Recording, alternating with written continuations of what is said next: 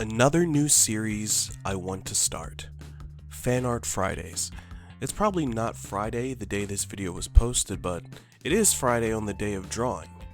I won't post a video every Friday or every time I do a Fanart Friday, but from time to time, just to share my growth in drawing process. Now, if you've been following me for a while, or even if you just go look at my past works and videos, you will not find much fan art, if any at all. I've just never really done it, either because I didn't want to or I didn't think I was capable of drawing characters I liked.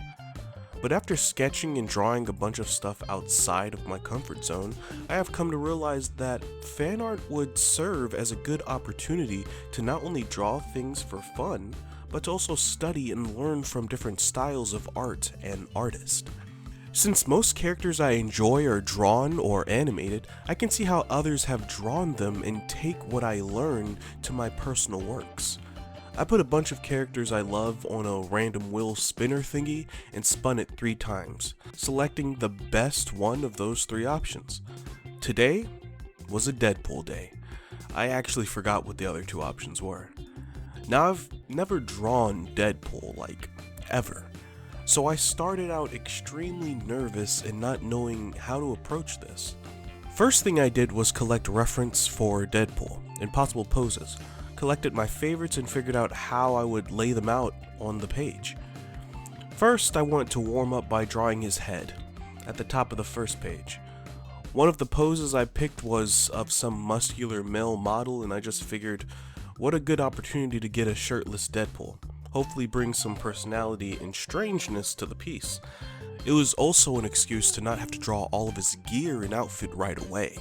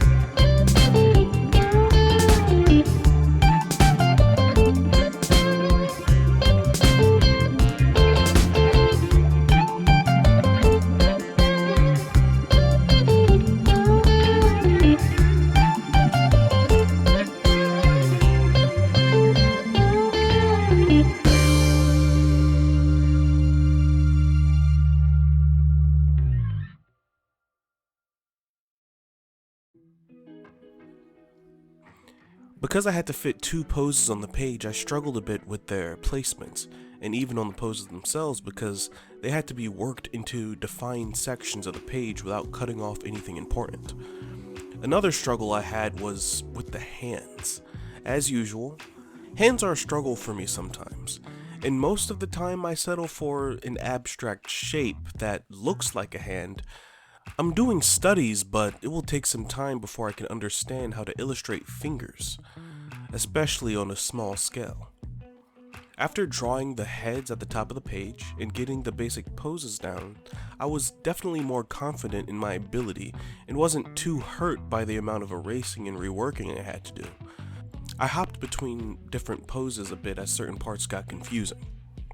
Throughout this drawing experience, I used a simplified construction method I've been developing to help me when it comes to drawing people, especially for comics. I'm happy and excited to see that it worked, even for someone else's characters.